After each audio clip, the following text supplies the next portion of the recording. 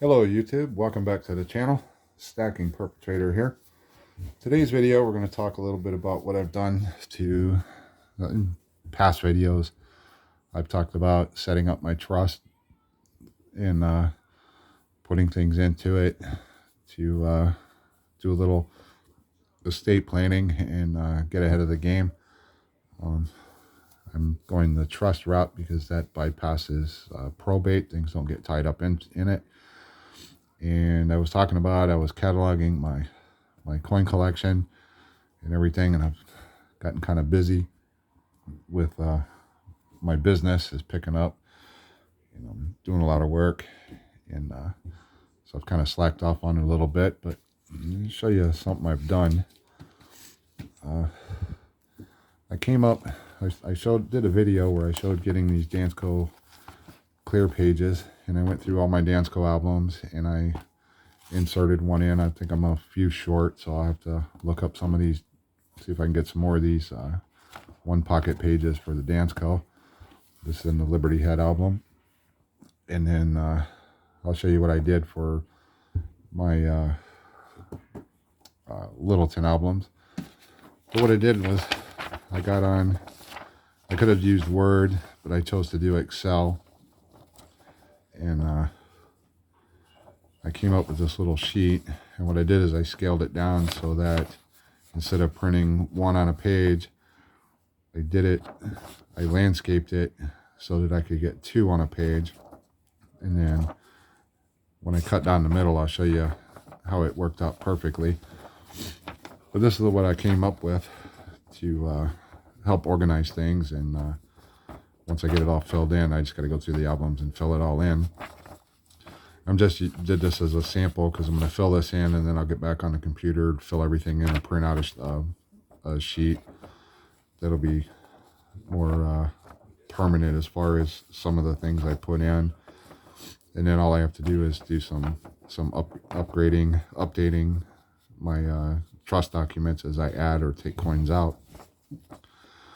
What I do is I just basic thing owned by my trust is not the name of it, but whatever my trust is will go right there.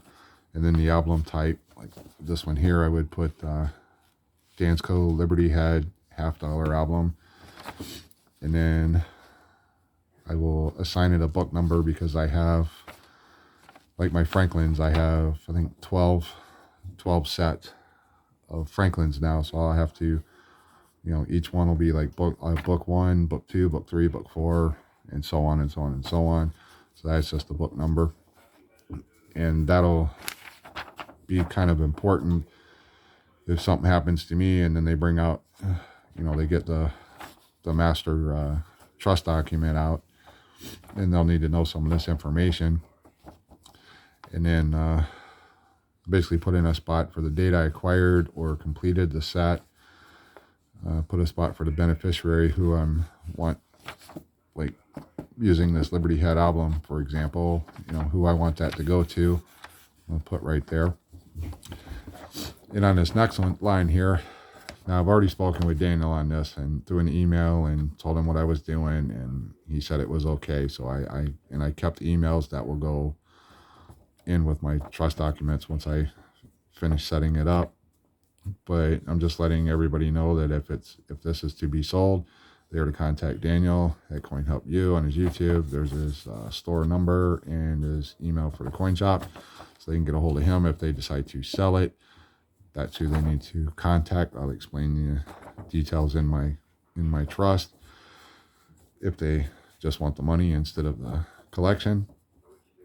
And then I made a note to help everybody out, and as I get older and whatever, I'll be able to look. So I put a spot for key dates, so I will list the dates that are in the album, and then I have semi-key dates, so I can list those, and then some better date coins, list those out that are in there. And then I have an item for special notes, and I just left them blank.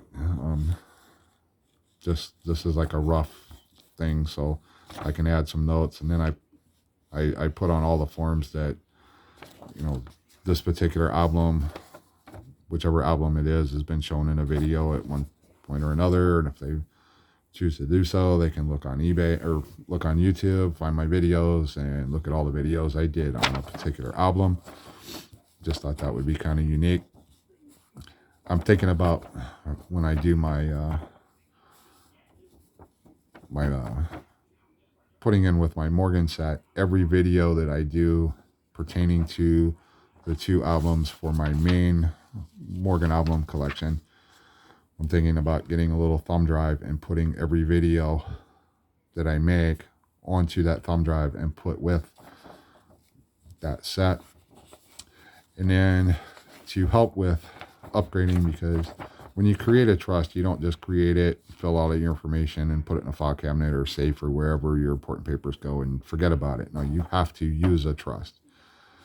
You have to, if you put property in it, you have to physically title the property to the trust, and you have to set your bank accounts up, and you have to physically go down to the bank. You got to take the trust document with you and do all the stuff the bank requires, so that if something happens to you, then when whoever you designate to be the trustee to oversee everything, then they look at the documents, and whoever's listed to have access to that account, they can go down and bring the trust document with them, go down there with ID, sign, and they can get access to the funds without them being tied up in probate. It kind of helps things out. And part of using the trust is I've added this section down here as I make upgrades, or if I do upgrades, or I fill a spot, or if I take something out or whatever, I can put the coin's date, whether it was a spot fill or an upgrade, the grade of the coin, the date I did it, and then I have a spot I can initial it. This will help me every quarter, every, maybe twice a year, or if, once a year, whatever. I can go through and pull these sheets out, photostat them, and upgrade the copies of these that are with the permanent trust document. Like I said, the importance of the book number, which, let me show you one I've got in here in this one. I've labeled it out. This is book 1. It's the only one. I haven't filled in a date yet or a beneficiary. Key dates, I don't think I have the key dates for this yet. I do have the semi-keys, the 97 and the 14, and then the better dates I have listed. And then I made a special note. The 1904 was from Silverstruck on YouTube. So, and then I even have the page marked. That was a coin he sent me. And I put a sticker there noting that coin was from him. And but this is basically, and then once I get everything the way I want it, then I'll take this page, and like I said, I'll go back into Excel, and I'll type all this stuff in so it won't be handwritten, and then I'll print it back out.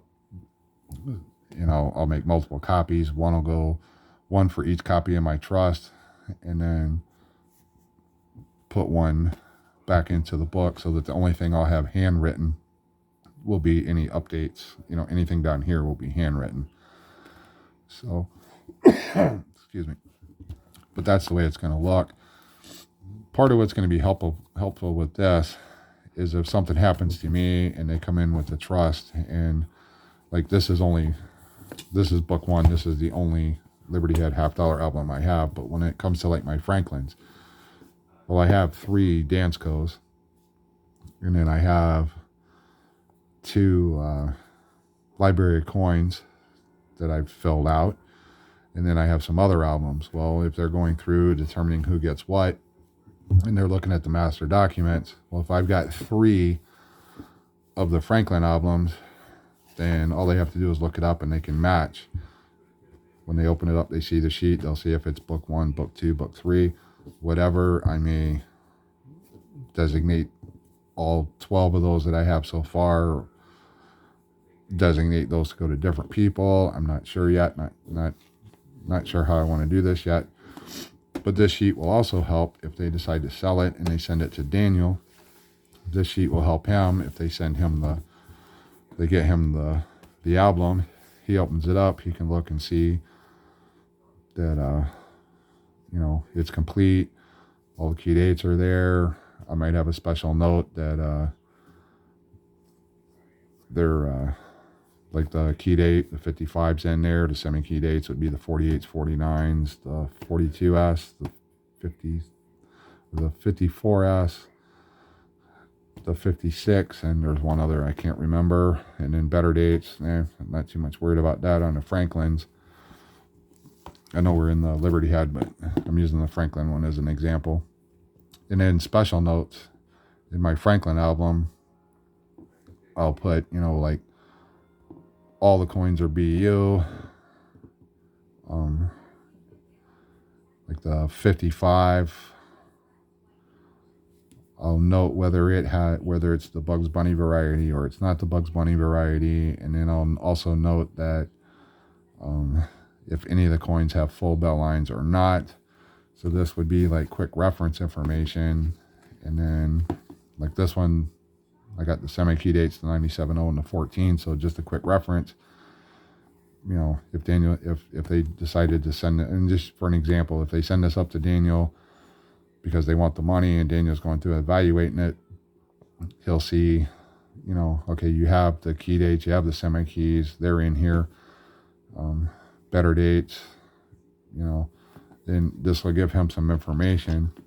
He's obviously going to want to look at the coins, but this is just a quick reference to give him an idea of, you know, what's in it to begin with. And then he can go through and look and evaluate the coins. Like I have 14 is one of the key dates, and I do have the 14. I still need the 15. This album's actually coming along pretty good. I need the 15, which is a little better date. And then there's a couple more up here that I need 1, 2, 3, 4, 5, 6, 7, 8, 9, 10, 11, 12. I need 12 coins to finish this off.